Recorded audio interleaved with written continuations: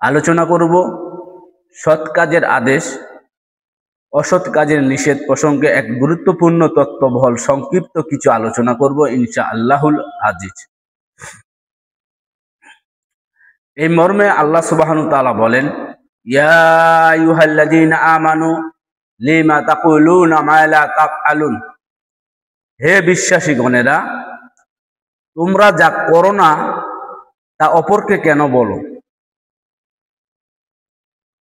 তোমরা যে কাজ করো না সেই কাজ অন্যকে কেন বলো?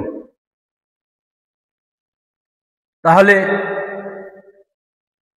আমি নিজে যতটুকু ভালো কর্ম করব ততটুকুই অপরকে বলতে হবে, এর বেশি বলা যাবে না। আমি যতটুকু মন্দ কাজ থেকে নিজেকে বিরত রাখতে পারবো ততটুকুই আমি অপরকে মন্দ কাজ থেকে নিষেধ করতে হবে, এর বেশি করা যাবে না। আমি নিজে তাহাজ্জুদের সালাত আদায় করি না, অপরকে বলতে পারবো না যে আপনি তাহাজ্জুদের সালাত আদায় করুন।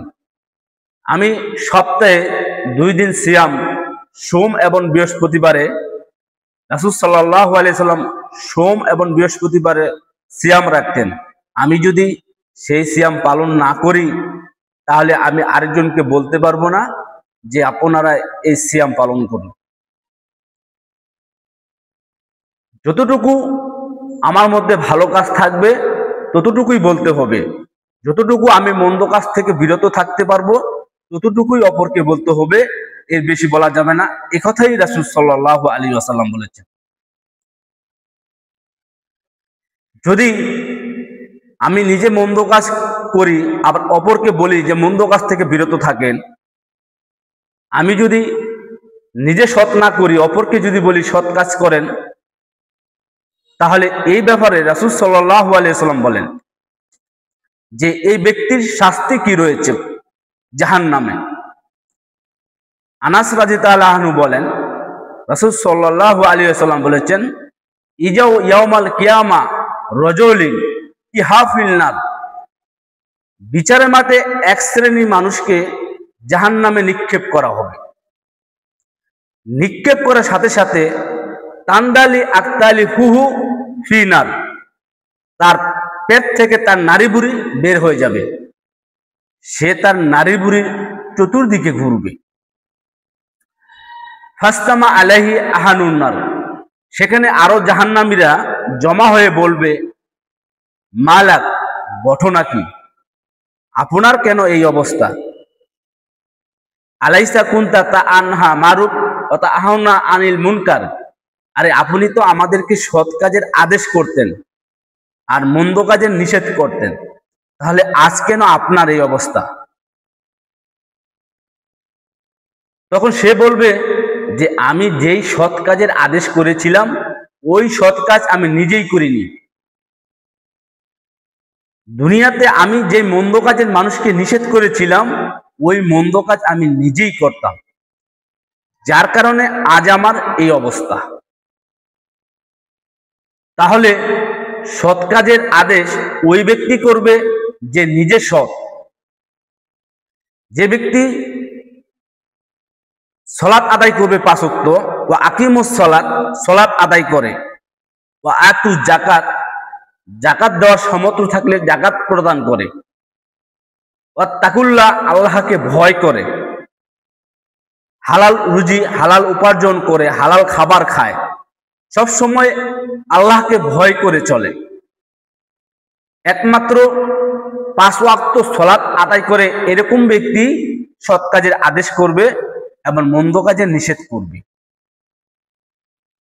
তাহলে একজন মানুষ যতটুকু সৎ কাজ করবে অতটুকুই অপরকে বলতে পারবে, যতটুকু সে নিজেকে অন্যায় কাজ থেকে বিরত রাখবে ততটুকুই অপরকে বলতে হবে, নইলে এই ব্যক্তির এই অবস্থা হবে যে জাহান্নামে তার নাড়ি বুড়ি তার পেট থেকে বের হয়ে যাবে, সে তার নাড়ি বুড়ির চতুর্দিকে ঘুরবে, সেও ঘুরবে, তার নাড়ি বুড়িও ঘুরবে। তাহলে সেই দৃশ্যটা কত জটিল ও কঠিন, একজন জাহান্নামী কতটুকু বড় হবে।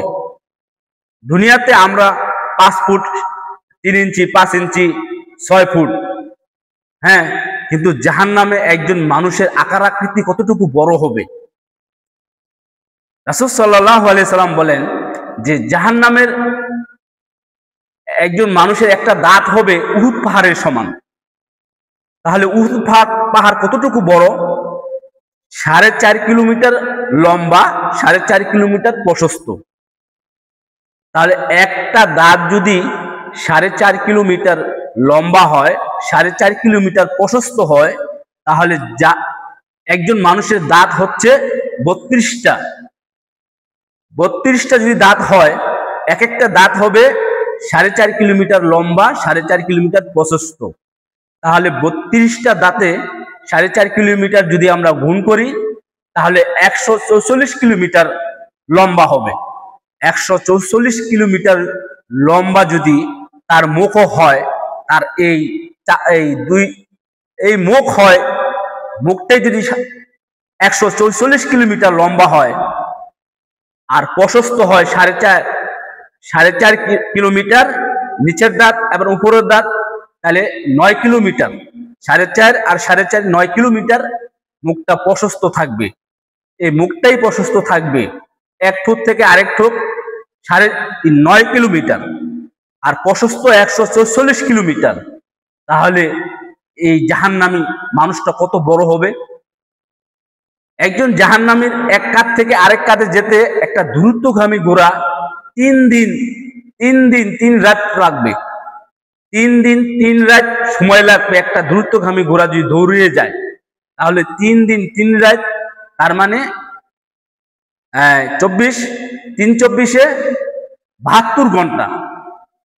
তাহলে 72 ঘন্টা একটা দ্রুতগামী ঘোড়া যদি দৌড়ায়, তাহলে কত দূর পর্যন্ত যেতে পারে। তাহলে একজন জাহান্নামীর এই কাঁধ থেকে এই কাঁধে যেতে 3 দিন 3 রাত 72 ঘন্টা সময় লাগবে। তাহলে একজন জাহান্নামীর কত বড় হবে।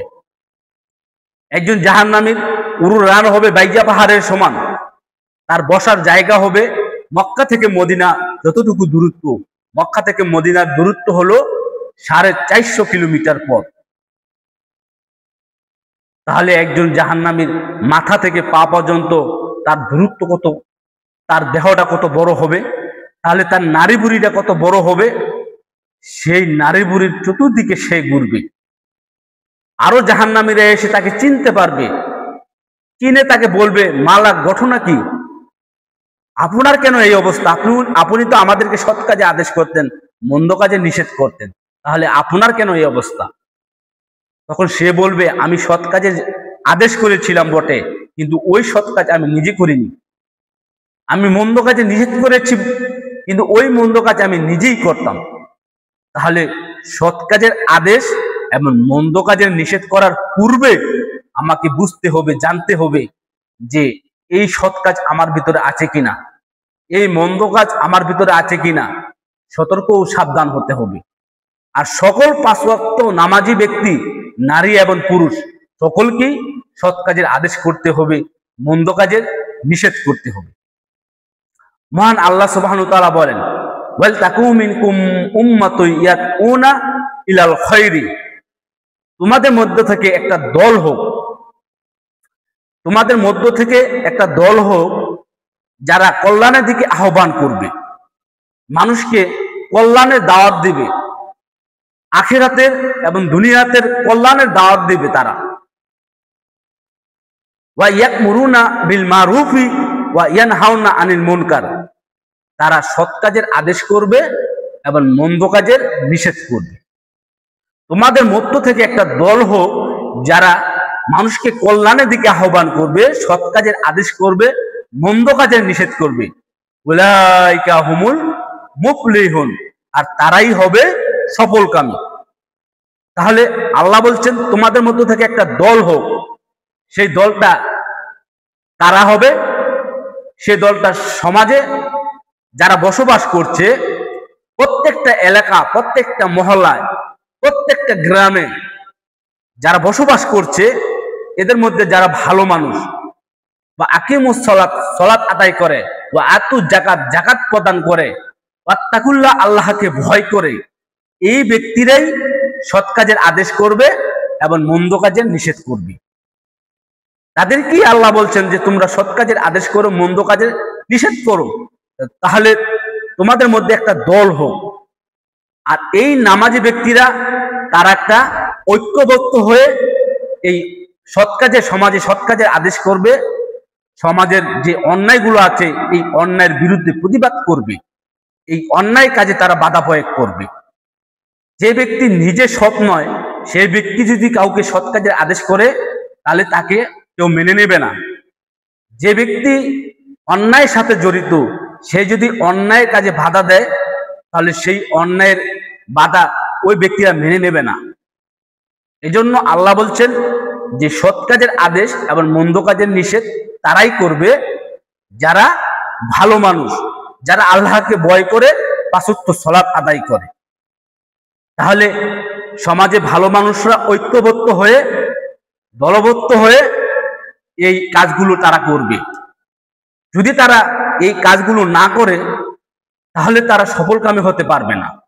একজন মানুষ পাঁচ ওয়াক্ত সালাত আদায় করে, হালাল উপার্জন করে, হালাল খাবার খায়, সে আল্লাহকে ভয় করে, জিকির আজকার করে, সমস্ত ভালো কাজ করে, কিন্তু সে দলবদ্ধ হয়ে সমাজে সৎ কাজের আদেশ করে না এবং সমাজের মানুষ যে অন্যায় করছে এই অন্যায় কাজে বাধা প্রয়োগ করে না, মানুষকে মন্দ কাজ থেকে বিরত রাখে না, শুধু সে নিজেই একাই জান্নাতে যেতে চায়। এই ব্যক্তিকে আল্লাহ বলছেন যে এই ব্যক্তি সফলকামী নয়। তারাই সফলকামী যারা নামাজের পাশাপাশি মানুষকে সৎ কাজের আদেশ করবে এবং মন্দ কাজের নিষেধ করবে।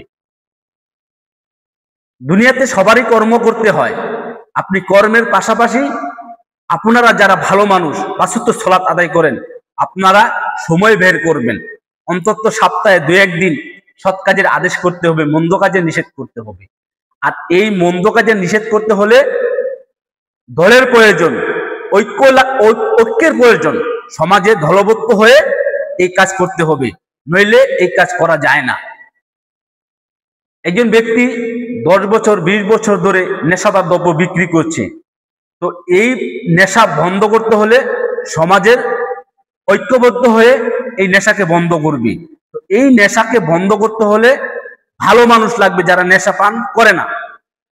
আর এইটা বন্ধ করতে হলে 2-1 জন দিয়ে হবে না, তাহলে তারা সেখানে ক্ষতিগ্রস্ত হবে।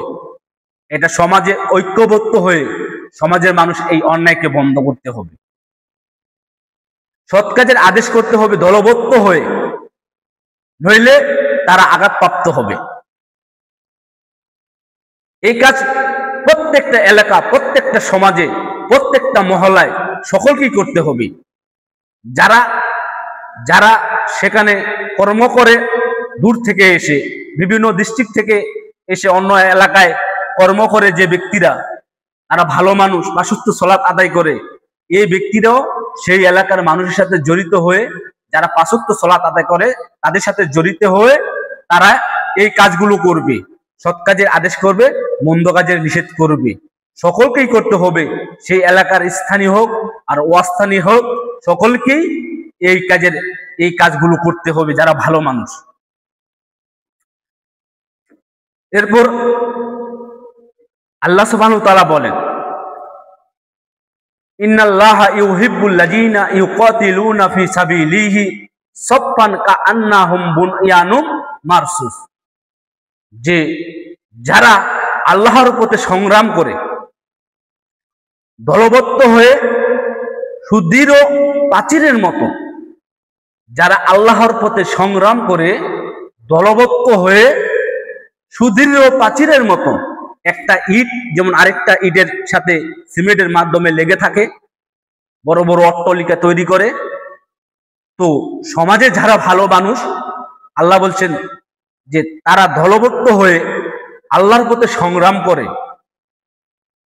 আল্লাহর পথে সংগ্রাম করে, আল্লাহ সুবহানাহু ওয়া তাআলা তাদেরকে ভালোবাসেন। আল্লাহ বলছেন আমি তাদেরকে ভালোবাসি সুদৃঢ় প্রাচীরের মতো।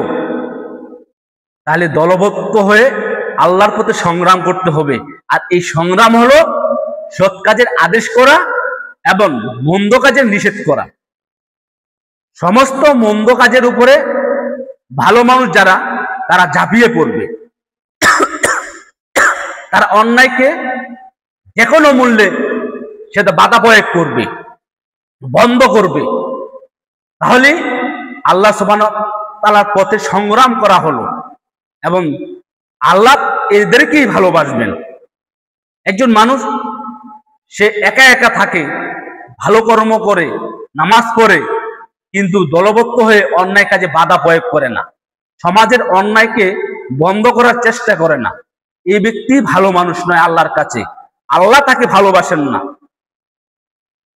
নুমান ইবনে বশির রাদিয়াল্লাহু আনহু বলেন, রাসূল সাল্লাল্লাহু আলাইহি ওয়াসাল্লাম বলছেন, রাসূল সাল্লাল্লাহু আলাইহি ওয়াসাল্লাম বলছেন, জামাআতু রহমা, জামাত হলো রহমত। যারা জামাতবদ্ধ ভাবে দলবদ্ধ হয়ে ভালো কর্ম করবে, সৎ কাজের আদেশ করবে, মন্দ কাজের নিষেধ করবে এবং অন্যায়কে বাধা প্রয়োগ করবে, এই দলটার উপরেই আল্লাহর রহমত রয়েছে। এই দলটার উপরে আল্লাহ সুবহানাহু ওয়া তাআলা রহমত দিবেন। আর যে ব্যক্তি একা একা থাকবে, ভালো মানুষ, সমাজে তাকে ভালো মানুষ বলে, তার উপরে আল্লাহর পক্ষ থেকে গজব নেমে আসবে। রাসূল সাল্লাল্লাহু আলাইহি ওয়াসাল্লাম বলেন, ওয়াল ফুরকাতু আযাব, আর বিচ্ছিন্নকারী হলো আযাব, মানে তার উপরে আল্লাহর পক্ষ থেকে আযাব নেমে আসবে, গজব নেমে আসবে। যারা একাকী ভাবে বসবাস করবে, সৎ কাজের আদেশ করবে না, মন্দ কাজের নিষেধ করবে না, দলবদ্ধ হয়ে, সেই মানুষগুলোর উপরে আল্লাহর পক্ষ থেকে গজব নেমে আসবে। আবু সাঈদ খুদরি রাদিয়াল্লাহু আনহু বলেন, রাসূল সাল্লাল্লাহু আলাইহি ওয়াসাল্লাম বলেছেন, মান রা মুনকার ফালিয়ুগাইরু বিয়াদিহি, যে তোমরা যে কোনো অন্যায় কাজ দেখো, তা তোমরা হাতের মাধ্যমে তা বাধা প্রয়োগ করো। যে কোনো অন্যায় কাজ দেখলে হাতের মাধ্যমে বাধা প্রয়োগ করতে হবে। এরপর রাসূল সাল্লাল্লাহু আলাইহি ওয়াসাল্লাম বলছেন, ফা ইল্লাম ইয়াস্তাক ফাবি লিসানিহি, তা যদি সম্ভব না হয়, অনেক সময় পরিস্থিতি যদি অনুকূলে থাকে, সম্ভব যদি না হয়, তাহলে সেই অন্যায়কে মুখের মাধ্যমে বাধা প্রয়োগ করতে হবে, মুখ দিয়ে বলতে হবে, এই কাজ ঠিক নয়, তোমরা এই কাজ করো না, এটা ঠিক নয়। যখন আপনি হাত দিয়ে বাধা প্রয়োগ করতে পারবেন না, দেখছেন যে এখানে পরিস্থিতি আমার অনুকূলে রয়েছে, আমি যদি হাত দিয়ে বাধা প্রয়োগ করি তাহলে আমি ক্ষতিগ্রস্ত হব, তখন ওই ক্ষেত্রে আপনি মুখের মাধ্যমে বলতে হবে যে না, এটা ঠিক নয়।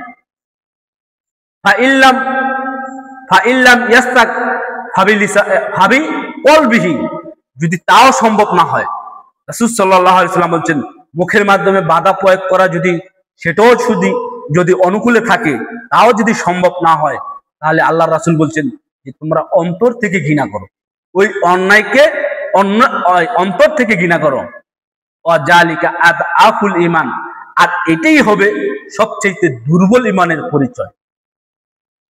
সবচেয়ে দুর্বল ঈমানের পরিচয় যখন আমি হাত দিয়ে বাধা প্রয়োগ করতে পারবো না, মুখ দিয়ে বাধা প্রয়োগ করতে পারবো না, অন্তর দিয়ে ঘৃণা করব, তখনই হলো সবচেয়ে দুর্বল ঈমানের পরিচয়। তাহলে রাসূল সাল্লাল্লাহু আলাইহি ওয়াসাল্লাম বলছেন যে হাত দিয়ে বাধা প্রয়োগ করো, যে কোনো অন্যায়কে হাত দিয়ে বাধা প্রয়োগ করতে হবে, দলবদ্ধ হয়ে হাত দিয়ে বাধা প্রয়োগ করতে হবে, মুখের মাধ্যমে বাধা প্রয়োগ করতে হবে। তা যদি সম্ভব না হয়, পরিস্থিতি যদি অনুকূলে থাকে, তাহলে আমার অন্তর থেকে ঘৃণা করতে হবে। জাবির রাদিয়াল্লাহু আনহু বলেন, রাসূল সাল্লাল্লাহু আলাইহি ওয়াসাল্লাম বলেছেন, শহীদদের সর্দার হচ্ছেন হামজা ইবনে আব্দুল মুত্তালিব। শহীদদের সর্দার হচ্ছেন হামজা ইবনে আব্দুল মুত্তালিব। হামজা ইবনে আব্দুল মুত্তালিব হচ্ছেন মুহাম্মদ সাল্লাল্লাহু আলাইহি ওয়াসাল্লামের চাচা। হামজা ইবনে আব্দুল মুত্তালিব রাদিয়াল্লাহু আনহু, তিনি হচ্ছেন শহীদদের সর্দার। আল্লাহর রাসূল বলছেন, কামা ইলা রাজুলিন, ওই ব্যক্তিও হামজা ইবনে আব্দুল মুত্তালিবের মানে শহীদ, যে ব্যক্তি স্বৈরাচারী অত্যাচারী নেতার সামনে দাঁড়ালো, স্বৈরাচারী অত্যাচারী শাসকের সামনে, নেতার সামনে দাঁড়ালো, ফামারা ওয়া নাহাহু, যে ওই নেতাকে সৎ কাজের আদেশ করলো এবং মন্দ কাজের নিষেধ করলো, ওই নেতা, ওই স্বৈরাচারী শাসক তাকে ফাকাতালাহু, তাকে হত্যা করলো। আল্লাহ রাসূল বলছেন যে এই ব্যক্তি হামজা ইবনে আব্দুল মুত্তালিবের মানের সহিত। তাহলে সৎ কাজের আদেশ করা এবং মন্দ কাজের নিষেধ করা, মন্দ কাজে দলবদ্ধ হয়ে সেটা বাধা প্রয়োগ করা, সেখানে যদি সে মারা যায়, এই কাজ করতে গিয়ে যদি মারা যায়, তাহলে সাধারণ শহীদ ব্যক্তি নয়, সে হামজা ইবনে আব্দুল মুত্তালিবের মানের শহীদ। তাহলে আমরা অন্যায় কাজে বাধা দিতে কিসের আমাদের ভয়? আল্লাহ তো বলছেন ইন্নাল্লাহা ইউহিব্বুল্লাযীনা ইউকাতিলুনা ফি সাবিলিহি সাফফান কাআন্নাহুম বুনয়ানুম মারসুস, যে যারা আল্লাহর পথে সংগ্রাম করে, আল্লাহর পথে সংগ্রাম করে দলবদ্ধ হয়ে সুদৃঢ় প্রাচীরের মতো, আল্লাহ বলছেন আমি তাদেরকে ভালোবাসি। তাহলে আল্লাহর ভালোবাসা পেতে হলে, পরকালে সফলকামী হতে হলে, হামজা ইবনে আব্দুল মুত্তালিবের মানের শহীদ হতে হলে আমাদেরকে অন্যায় কাজে বাধা প্রয়োগ করতে হবে দলবদ্ধ হয়ে। প্রত্যেকটা এলাকায়, প্রত্যেকটা সমাজে, প্রত্যেকটা মহল্লায় যারা ভালো মানুষ তাদেরকে অন্যায়ের বিরুদ্ধে লড়তে হবে, সৎ কাজের আদেশ করতে হবে, শুধুমাত্র পরকালের সন্তুষ্ট, আল্লাহ সুবহানাহু ওয়া তাআলার সন্তুষ্ট অর্জনের জন্য, পরকালে ভালো থাকার জন্য। মুমিন ব্যক্তি দুনিয়া নয়, দুনিয়া মুমিন ব্যক্তির জন্য নয়। মুমিন ব্যক্তি হলো পরকালে তার শান্তির জায়গা। সে সবসময় পরকালের আশা করবে, দুনিয়ার আশা সে করবে না। দুনিয়াতে কি পেলাম আর কি পেলাম না, দুনিয়াতে ভালো মন্দ কি খেলাম আর খেলাম না, কে 10 তলা 5 তলা 20 তলা বিল্ডিং তৈরি করেছে, কে কত কোটি কোটি টাকার মালিক হয়েছে, সেটা মুমিন ব্যক্তি দেখার বিষয় নয়। মুমিন ব্যক্তি দেখার বিষয় হলো যে আমি ক্ষতিগ্রস্ত মধ্যে আছি কিনা, আমি ক্ষতির মধ্যে আছি কিনা, আমার পরকাল ঠিক রয়েছে কিনা, চিরস্থায়ী জান্নাত চিরস্থায়ী জাহান্নাম আমার ঠিক আছে কিনা, চিরস্থায়ী জাহান্নাম থেকে আমি বেঁচে আছি কিনা, চিরস্থায়ী জাহান্নামের পথে আমি আছি কিনা। এটা হলো মুমিনের কাম্য, এটা হলো মুমিনের আশা। মুমিনের আশা দুনিয়া নয়। মহান আল্লাহ সুবহানাহু ওয়া তাআলা বলেন, মহান আল্লাহ সুবহানাহু ওয়া তাআলা বলেন ইন্নাল্লাযীনা কাফারু বিআয়াতিল্লাহি, যারা আল্লাহ সুবহানাহু ওয়া তাআলার আয়াতকে অস্বীকার করে, ওয়া ইয়াকতুলুনা নাবিয়িনা